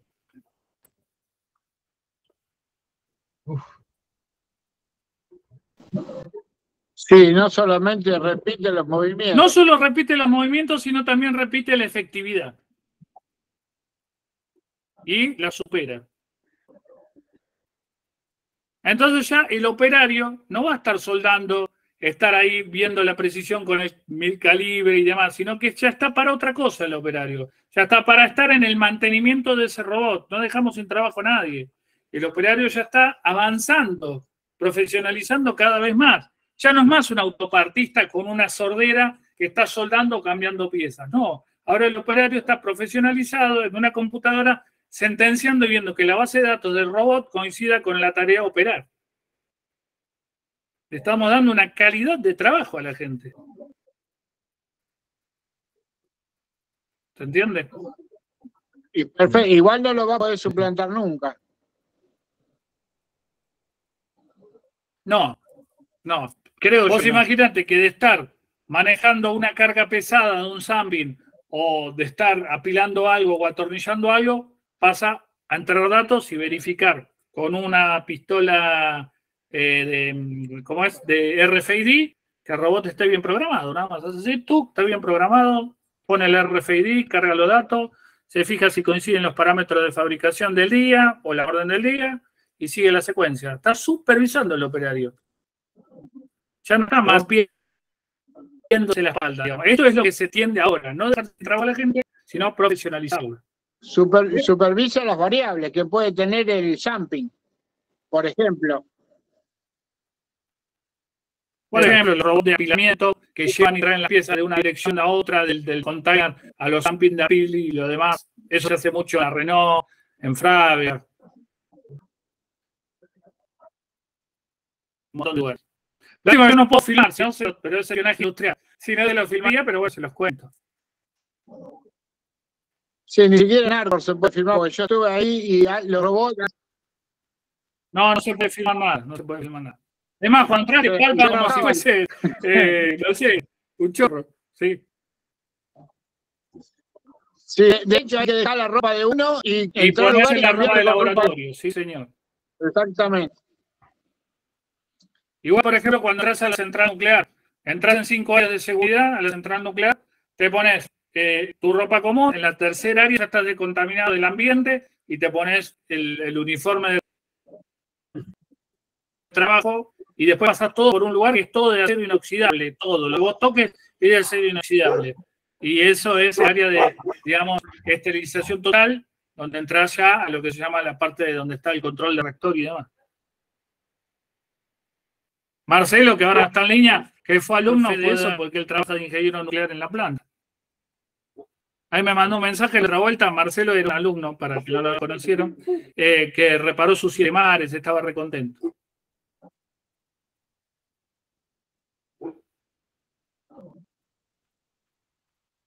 Se laburaba en Atucho. En Atucho. No, labura todavía, está de jefe de planta. Él es el que me hizo estar para hacer el acondicionamiento y verificación del recap absoluto, que todavía no se aprobó la licitación de cambio de todos los capacitores de los sensores de las bombas de destrucción de los reactores nucleares. Y no se lo van a dar, profe, si no hay que hacer las cosas bien. Tiene que dar ganancia, no pérdida. Sí, es así. No creo que salga nunca esa licitación. Hay muchos intereses en el medio. Meten muchas trabas diplomáticas. Yo estaba trayendo de Framatón, de Francia, íbamos a traer con David y íbamos a importar 100 plaquetas para probar, nada más. Ni siquiera un área crítica, el área de apoyo, de enfriamiento del reactor, por si había algún problema en las toberas de expulsión y nada más, del xenón, que contamina el reactor cuando no hay una reacción nuclear. Y todavía tienen paradas las cosas en Alemania, imagínate. Le pagaron la mitad y nunca más. Quedó ahí. Claro, ¿no? Parado en la aduana. Estamos hablando de un montón de guía. David me mira como diciendo, ¿cuándo vamos a destrabar esto? Le digo, cuando cambie el gobierno, tal vez, no sé. Hay casi 100 plaquetas, algo así. Fácilmente 100 plaquetas. No, no hay que mejorar, profe. Hay que emparchar. Nucleoeléctrica, desgraciadamente, la mitad de nucleoeléctrica es de los Kirchner. Así que ya está. Con eso te digo. Bueno. Ahí ya no me meto porque me va a venir a buscar la CIA serio. Claro. Estamos en el laboratorio, trabajo en un bioterio. Y estamos hace un año trabajando sin aire acondicionado. Trabajando sin aire acondicionado. Y el tema es que hay que cargar los motores o el equipo, el núcleo del equipo, y está parado en aduana hace un año y no lo dejan entrar. Y estamos trabajando mal, hay que cuidar los animales, tiene que ventilarse el aire, purificarse, bla, bla, bla, bla. Y con ventiladores, abriendo puertas, un delirio, simplemente porque no se dejan usar 2 motores. Es una locura. No está recomendado, ¿no? Vos que instalás ahí.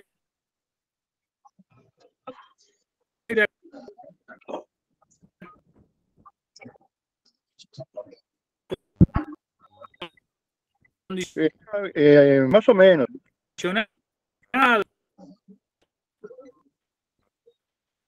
No vamos a hablar de política ahora. No, de política no, de los aires estamos hablando. Sí, pero siempre hay trabas. Para todos no dejan para nada. Terrible. Hace más de 50 años que hay trabas, profe. No es de ahora. Sí, obvio. Así que eso no sé si va a tener solución esto. Desde que están los peronistas. Es la mancha más al tigre, mancha más al tigre. Todo bien con los peronistas.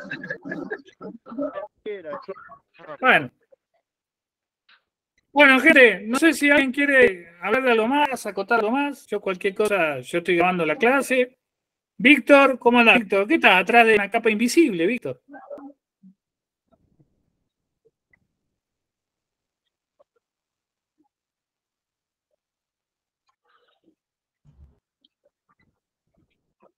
Bueno, no sé si me escuchan.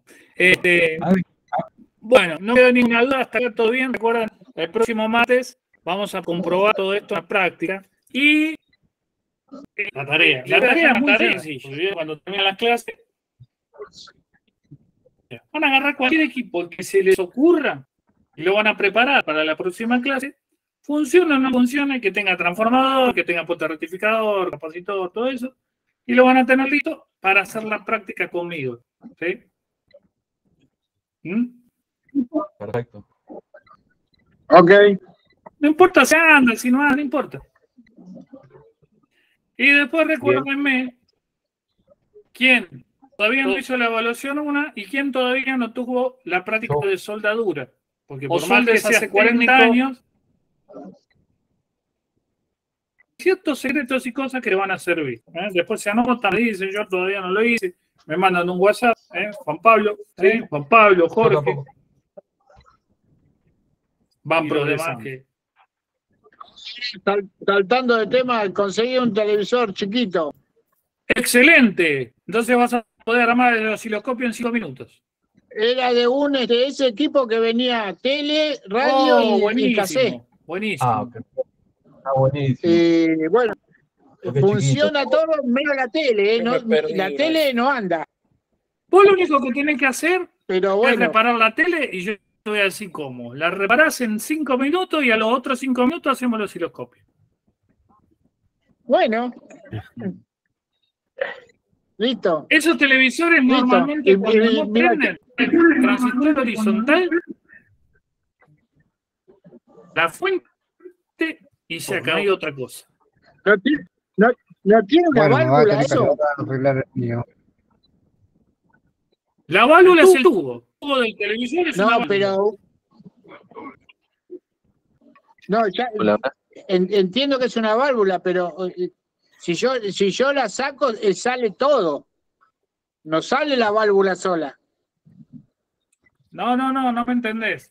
El televisor tiene una plaqueta aparte y de ahí va toda la... señal. Yo voy a experimentar sobre el tubo y sobre la plaqueta. Vamos a experimentar ahí. 92 cables llegan ahí. Mejor. Van a llegar 2 después. Bueno, buenísimo, buenísimo. Yo por la duda me voy a poner casco, guante, todo. La casa segunda de vida, todo. Todo, la herramienta de madera, todo voy a tener. La otra vuelta, no sé, no me acuerdo el nombre ahora. Che, profe, mira, bueno, subilo al el grupo. osciloscopio. No, lo hice con un televisor de 29 de tubo, así, el osciloscopio. Le digo, chavo, está más ciego que yo. ¿Recuerdan el nombre? Se hizo el osciloscopio. Chacho, osciloscopio. Se hizo el osciloscopio con un televisor de 29. Así la señal. Por la duda que no Se vea venía bien. la señal intermedia. Claro, todo. por la duda que no lo vea, ¿viste? Qué grosso. Hasta la señal intermedia saldrían Le ahí. digo, bueno, vamos a aprovechar, le metemos un oscilador y le vamos a tirar doble trazo. Ya que está grande, ya está. Podés agarrar una regla con un indeleble y hacer la cuadrícula a mano. ¿Viste? ¿En serio? Claro. Espectacular. Bueno, amigos, nos fuimos al carajo, casi 2 horas. Espero que les haya servido la clase, espero que les haya gustado. Gracias por su tiempo, gracias por estar ahí, por su apoyo. Y cualquier cosa que necesiten, individualmente o grupal, me avisan, me mandan un WhatsApp, lo que esté dentro de mis posibilidades, yo siempre estoy disponible. Espectacular, Guille. Buenísimo, muchas gracias. Bueno, que tengan buenas noches. Igualmente. Dale, Nos vemos. Chao, buenas noches. Gente, nos vemos, nos Chao, vemos. Chao, chao. Gracias. Saludos. Suerte. Chao. Mañana. Hasta mañana.